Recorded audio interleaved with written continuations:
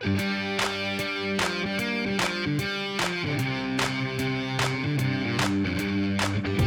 Pierre. Hello, Juanita. How are you?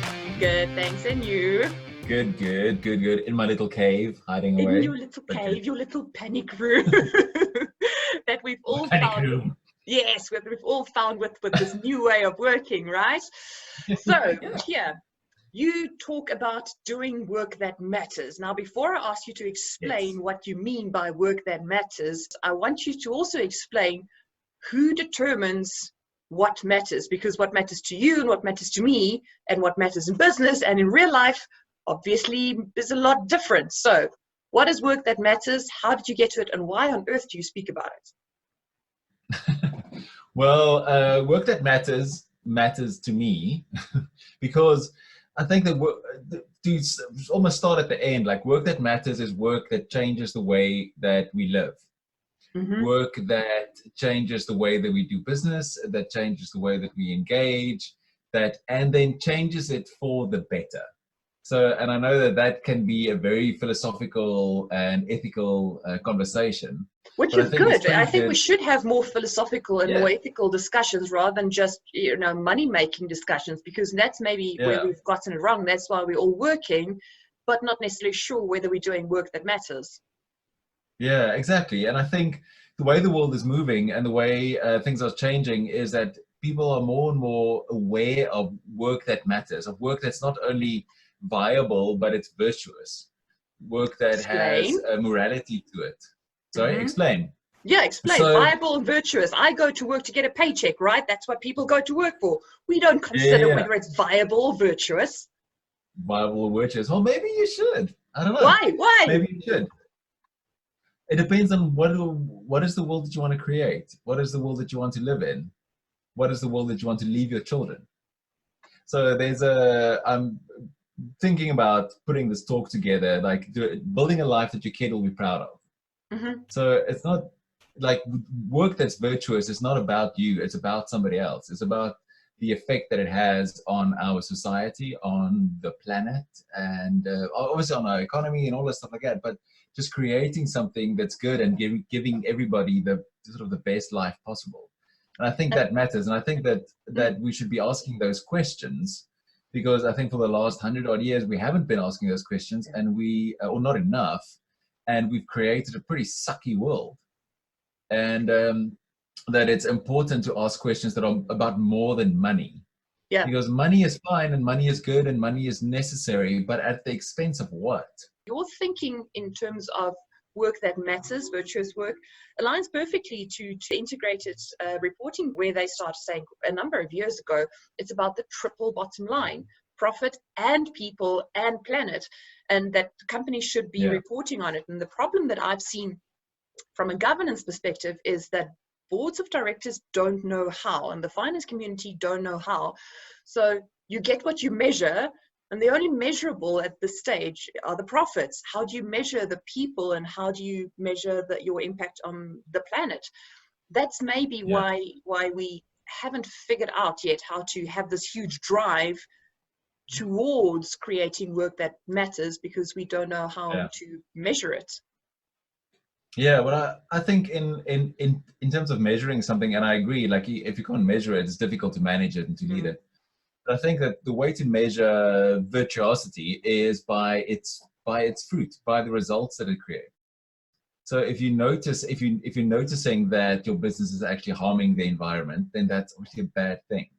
And then for me, working with people, like the way to measure virtuosity or to measure good work is by literally having conversations with people, Yes. like sitting down and doing almost if you want to call it like a qualitative research model or whatever, but like to literally just listen to people's stories. Like, Mm. are you okay? Are you happy? Are you happy at work? Are you satisfied? Do you feel like you're part of something that matters? Do you feel like you have a purpose? Do are you of sound mind? Like all of that, Yeah, but that takes time and effort. And that's the and I thing. mean, that's something that people don't want to invest into. Yeah, people don't want to invest in it because they don't see the immediate returns, or once again, they can't measure the returns. But what I've found so far in my own company is that time set aside, not for work, not for productivity, not for driving the to-do list, but for checking in with people, it feels different to what we've been taught. It feels different to how we grew up in our careers. But frankly, you can't measure it, but the results pay off every single time. If you've got a healthy group of people working in your business, if you've got a healthy group of people as friends, as a community, then you all start working towards something that is greater than yourself. It's interesting, however, what you said in the beginning, that we should choose, or what do you want to be part of? I get the idea that a lot of us are in environments where we don't think we have a choice.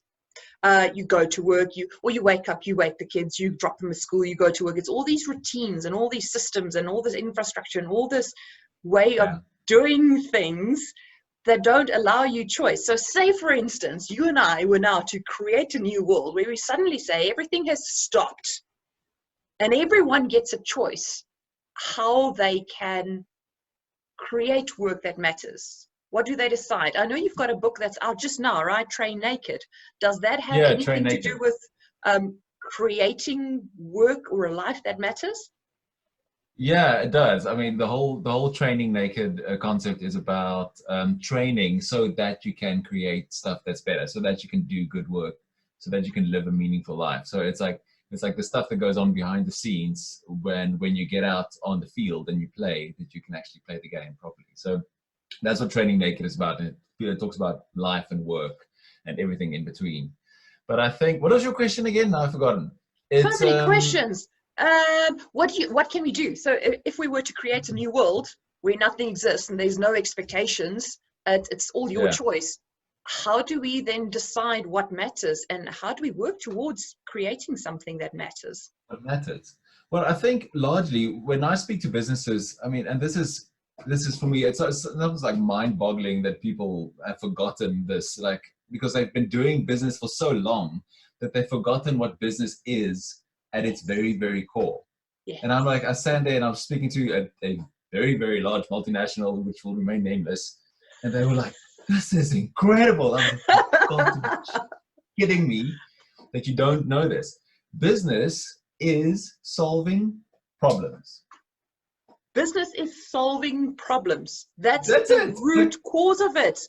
People have a problem, you have the solution, there's money in between. But frankly, that is what business does. It sells things and time to solve problems. So are you solving problems or are you making money? So, because that's not necessarily the same thing. It's not. Because businesses, and I found, like, they've shifted from solving real problems for real people to making money. So you're not actually solving a problem.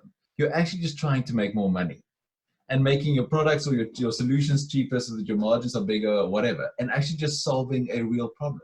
And I think, like, that's like the start of good work, is to find a real problem. And we've got a ton of very real problems right now. And if you genuinely want to solve them, then that's a good thing. I think, and that's a good place to start from, because that'll change the way that people live and the way that they work, and et cetera, et cetera, et cetera. But like, if you're just adding to people's life, or just trying to trick them into making a buck or making more profit, I mean, that's not good, I don't think. It depends a lot on the business leader, though, right? Because if the business leader comes from a background and environment where it was never about the altruism, where it was never about solving the problem, it might have been an appointed CEO, and they were tasked to grow the margins, to grow the profit, and they were never explained the purpose. Should we really know why our work matters, what problems our businesses solve? Or can we just continue as we always have by saying, well, the problems I solve are my own, and those of my shareholders, and those of my employees, and then frankly, that's enough. Well, I suppose you can continue down that road if you want. I wouldn't. Why? I don't think, I think generally customers or clients or people are smarter. And people have really massive bullshit detectors. Yeah. And they're going, you're only trying to make a buck off of me. You're not really being true. You're not really interested in me, and you don't have any empathy for me and my problems. And then I'll move on to somebody else. And I think the sooner businesses realize this, that they can't bullshit people anymore, then the better. That they should be creating stuff that's real and stuff that's true. So that for me, like, is the biggest, like, it's one of the first markers for like good work. Like, is it true? Is there something that you really want to do? Like, you really believe in this? It comes from a good, like, decent, authentic place, because that makes it true, and that in itself makes it good. Just because there's true intent behind it, and then so many businesses, there's not true intent behind it. It comes from a different place. Yeah, it's the rat race. It's a rat race. It's a sense of obligation, or a sense of drive, or a sense of ambition, or for many, a sense of pressing responsibility where they don't have a choice. So let's talk a little bit about those that don't have a choice. I mean, when you're a business owner, it is relatively easy to say, this is my purpose, this is the financial means I need to fulfill this purpose, and keep focused on that. Even to some extent, when you're an appointed business leader, CEO or an MD, to negotiate with board and shareholders and saying, we want to shift the purpose and get that through to your team. But what if you're an employee that really has no choice in what the business does, what your role at work is, what you're supposed to be doing according to your contract with your employer? What then? What choices do you have to create work that matters? Well, firstly, I think you can choose the company you work for. So you can choose to live, you can choose who you work for, and if you don't like what they're doing, then you can try and move on, which is not always that easy.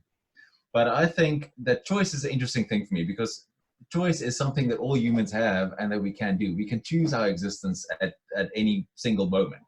That was Viktor Frankl in his book. So we can choose the way that we are in the world, and there's always something that's within our control. Yeah.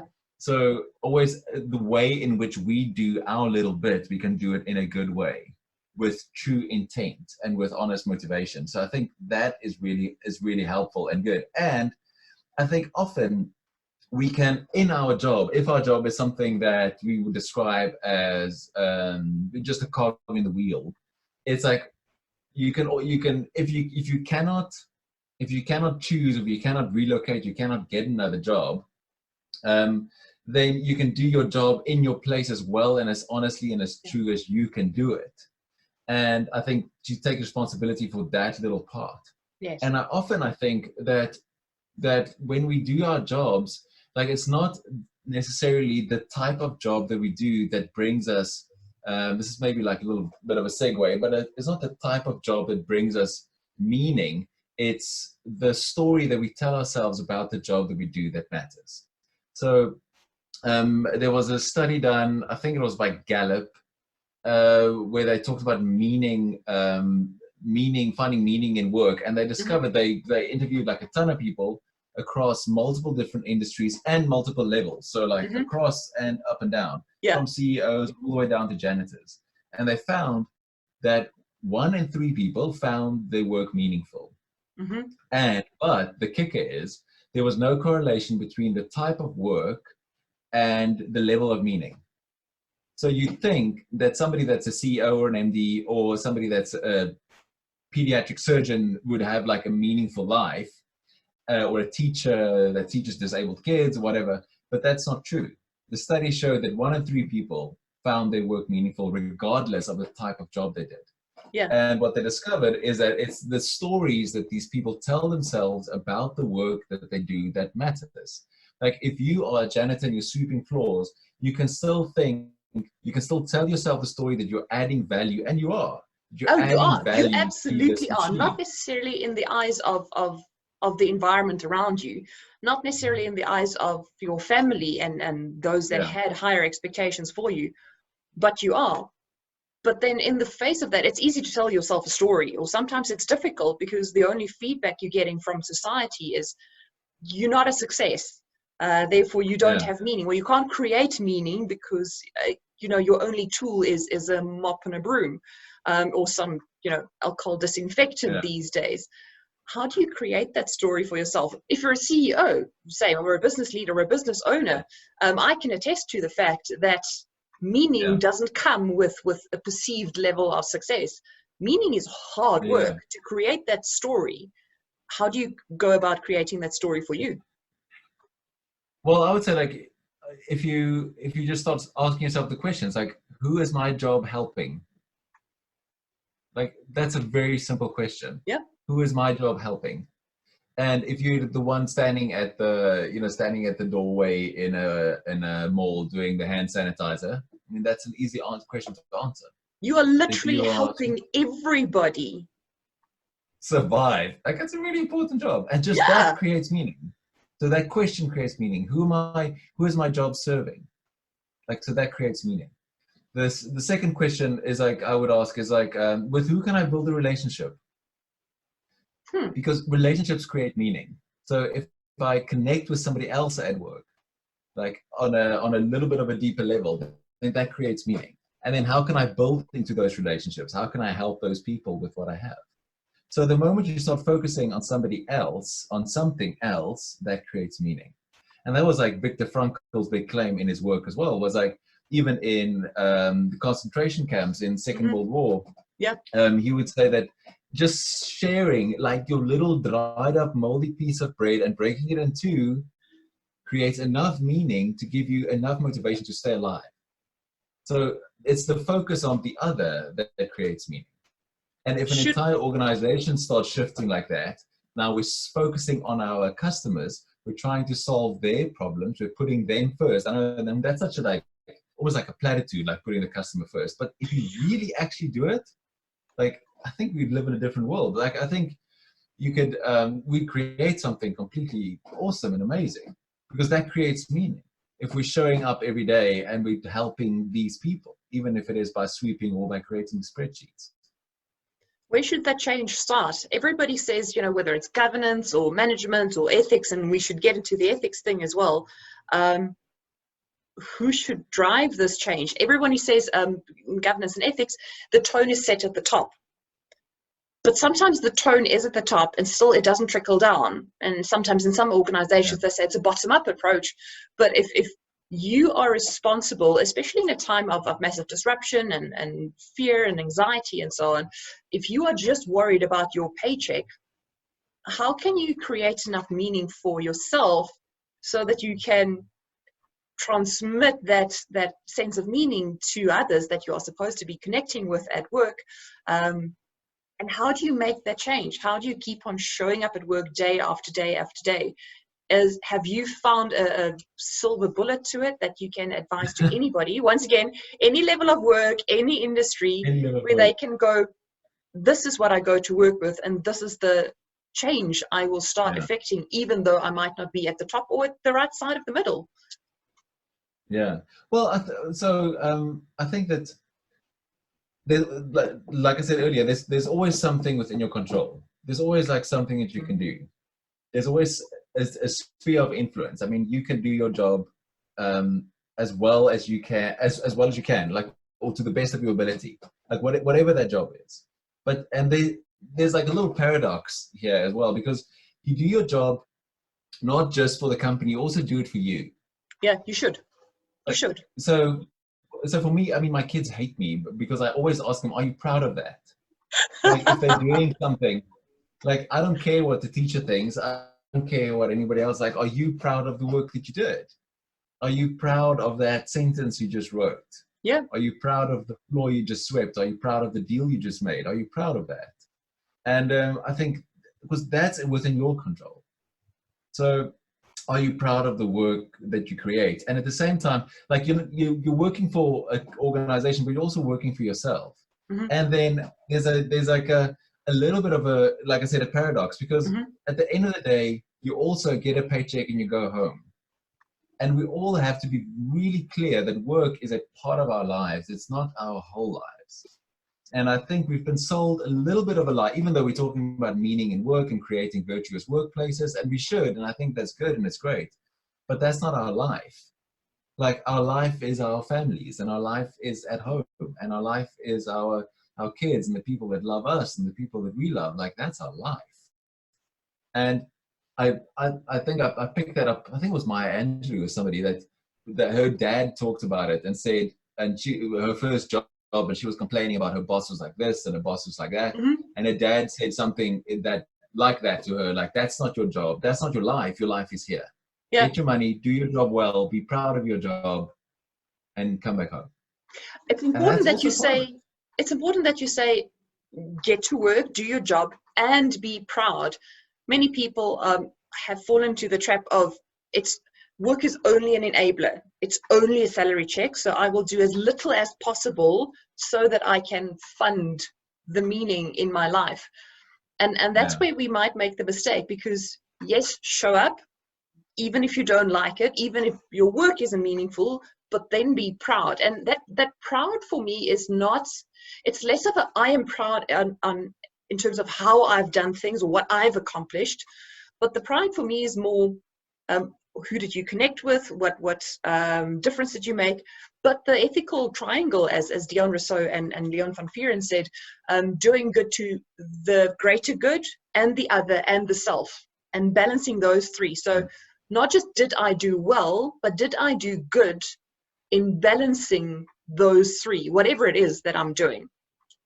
Yeah, yeah, yeah, absolutely. I think it's a little something you just touched on there, like saying that did I do good for me? And I think it's obviously really important. Like whenever I'm on a plane, well, not recently, but whenever I'm on a plane, I always take a picture. It's become like one of my practices. So it's one Yeah. of my training naked exercises. So whenever I get on a plane, I take out those emergency cards that nobody ever reads. Right? You just ban yourself or whatever. So I take out that card and I take a picture of the image with the masks. Yeah. Where they go, the mask will drop down and you have to put on your mask, and I do the little thingies.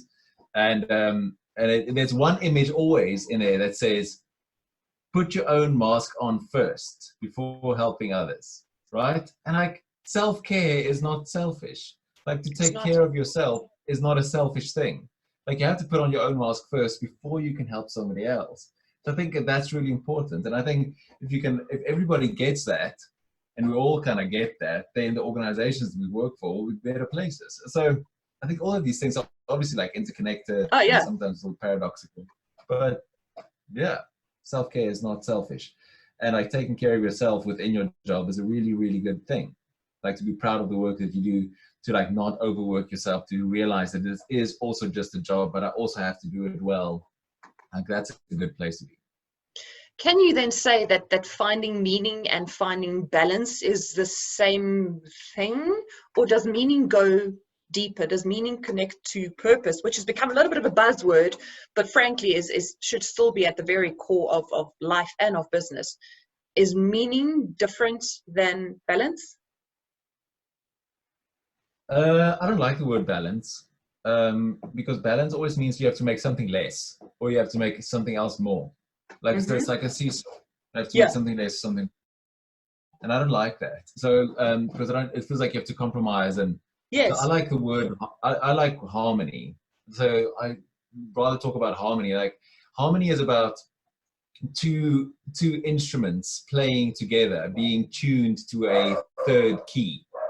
So if you're playing your life, like your personal life and your work life, if you see those as two instruments, a violin and a piano or whatever, and those both of them have to be tuned to a third key that's outside of it. So it's you forming like this triangle again. Yeah. And then that's what harmony is. So if the third key is meaning, then those two things kind of balance out or work together and then create some like beautiful music. Yeah. So balance without giving things up, finding harmony. And that maybe answers the question I had towards the beginning. How do you find meaning in a job, in a role that isn't necessarily created to create meaning for you? And if you can have harmony with your employer's meaning and you can find the overlap. So it's not a perfect match. It's not saying, well, I will be unemployed until I find a place that gives me meaning, or I will not be disciplined. I will act unethically until I find a place that gives me meaning, saying I'm centered and secure and I understand what my meaning in life is, or what gives me meaning. I understand what gives meaning to this cause I'm involved in, this project, this team, this role, this whatever it is. And let's see if some of that meaning overlaps to create that harmony, because then once again you don't have to give up of yourself, you just gain, right? Yeah, exactly. Because I think that if you're going to wait for a place that'll give you anything, like that doesn't happen. Like the No, world doesn't owe you jack, so no. nobody's going to give you anything. You have to create this meaning, and at the same time, saying that you also have to choose the place you work for carefully. So that you don't work for a place that's prime evil or whatever. So um, those two things kind of play together: the way that you create meaning within yourself, the story that you tell yourself about the work that you do, that your focus is not inward but it's outward to somebody else. Like when you have those things kind of working together, then that creates meaning, and I think that that creates a meaningful life and can give you the ability to transcend, because that's what we're all craving. Like that's what humans can do. We can transcend. We can think about things that are other than ourselves, which is this Correct. incredible ability that we kind of need to exercise somewhere in our lives. And if we don't, we become selfish, horrible people. But that is then a little bit of a paradox to the self-care thing we were saying. Self-care is not selfish, and you are part of the ethical triangle of the good, the self, and the other. So how do we balance, create harmony then in creating meaning for yourself and understanding meaning of others? And what was your question again? Your point again? So The one serves the other. So I think yeah, like the self-care is not selfish because it serves the other. So the reason that you put on your own mask first is because that is important, so that you can help the other. And that's where the meaning comes from. So the purpose is, the reason you put on your own mask is not just so you can survive, it's so that you can help somebody else. Oh, I just remembered, it's in the transcending thing. So transcending is not backing away from people. Transcending is not thinking outside of yourself and denying what is going on around you. It is understanding that the reality, what is going on around you, is the basis, but you can think differently about it if you understand that you should not think more about yourself in the circumstance, but have a harmony in thinking about you and about others and the connections you create and the meaning you create for others, whatever this baseline of chaos might be. Yeah, no, for sure. So I think the meaning is generated within the connection to the other, and that's what transcendence is: to be able to think of others also, to be able to think of the bigger picture, to be able to grasp kind of bigger concepts, to think of outside of yourself, not in spite of yourself, and not at the at your own peril or whatever. Yeah. It's to connect with other people, and I think that's like the basis of what it means to be human. It's like to be part of a tribe, to be part of a group of people that care for you and that love you. So that's really cool. And finding meaning My son in that. Come say hi. Who's there? Come say hi. Snuck out. It was my son. His name's Luther. Yeah. To maybe get back to business, I think so many businesses that I talk to, they care about the bottom line, like, and as though they exist in a separate bubble to everybody else. It's like our stock price is up, our profits are up, everything's awesome. You go, no, everything's not awesome, because these people over here are having really sucky time. And if you see yourself as separate from the rest of the ecosystem, then that's a problem. Like it's like a time bomb waiting to explode. So to see yourself as connected to the rest of the country and the rest of the world is obviously very important and necessary, and not to mention true. Not to mention true. So the connection is not about, and what I've learned in the fancy term stakeholder engagement. Stakeholder engagement started with speaking more to people, not necessarily connecting more with people. And that's maybe where the big difference is. We might think that we are connected because we've got phones in our numbers, and we've got LinkedIn networks, and we've got email addresses and social media profiles, but those are shallow connections, right? It's not enough. It's not the type of connection you deal with. The type of connection that you are talking about is understanding what drives this person, understanding what creates meaning for them, understanding what creates chaos for them, understanding the role you play in it. And it's deeper than just knowing people or knowing of people. Yeah, no, for sure. It's like caring about the things that other people care about. knowing their pain and their suffering. Like, so the basis of compassion, what compassion is understanding that other people hurt as well.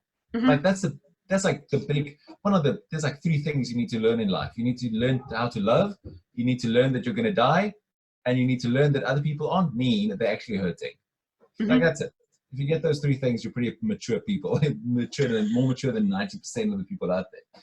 Like, learn how to love, learn that other people are hurting, and like the learning that other people are hurting is like really important. Like seeing it from their eyes, like seeing, because organizations for me function like human beings. Like it's a person. When you Mm-hmm. see a company as a human being, like that person, that entity. I mean, it is a legal entity. Yeah. So that entity can feel pain. It can be upset. It can be depressed. It can be in a state of fear, in a state of fight or flight or freeze. It can go into any of those things, similar to a human being. And like feeling compassion for other businesses and for other organizations, as so your business feels compassion for that business, mm-hmm. like then, and realizes that what they care about also matters to you.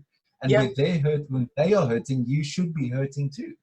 Like you should also be feeling like this is really crap, because when we all feel good and everybody's doing well, then that's like a good thing for everyone. So focus more on the ecosystem than just the bottom line, especially in times of chaos. Yes. Yeah. How are your actions affecting everybody around you? And I think like that's a big lesson that we're learning now with this virus and the world in shutdown. It's like how our actions are affecting those around us. Like that we do not exist in isolation, that we actually work together. And it's so strangely beautiful for me to see the world working together now in such a crazy place. Like I'm self-isolating, and so is Oprah. Like we're doing this together. That's you really made cool. it. You like Oprah. I know. It's like Oprah and me, like us, and Ellen.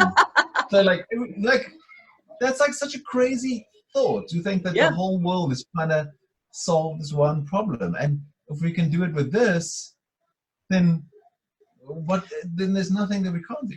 And maybe we've always only had one problem. We've just never seen it that way. Maybe our one problem was self-isolation. And now I'm not talking virus, I'm talking about what you're talking about, businesses operating in isolation and businesses doing for themselves what makes sense to them and what they can measure, but not looking at the isolation is the problem and connection is the solution. And the common problem we are fighting is a lack of compassion and a lack of connection. And once we've fixed those things, and even after this period now, if we keep our eye on the ball of all the C's, collaboration, communication, etc., to create true meaning, then we might find that what we leave to our kids, as you said in the beginning, the world we leave to our kids is different to the world that we grew up in. Yeah. Absolutely. Right, you're supposed to get back to... I think so. But it depends, like, if we want that, or you can just want to make money. And that's up to each own. Hey, it's easy to preach, it's easy to say, it's easy to see it from the other side, but it's also hard to change habits. It's hard to be the only one that drives change, where the focus is very much still on the traditional way of doing things, of driving profits, and that's a lonely road. Yeah. Pierre, it's been great. You need to get back to Luther and the Xbox and creating meaning for everybody. Just quickly, where can we find your book? My book is it'll be in stores from next week. All good bookstores. And online bookstores? And online bookstores. It's on my website as well, available if you're gonna go there. So you can just type my name into the Google machine, and then my website will pop up, and it's on there too. Brilliant. Thanks so much for spending time with me. I appreciate this connection. Pun intended. Cool. We'll chat again soon. Cool. Thanks. Bye. Bye.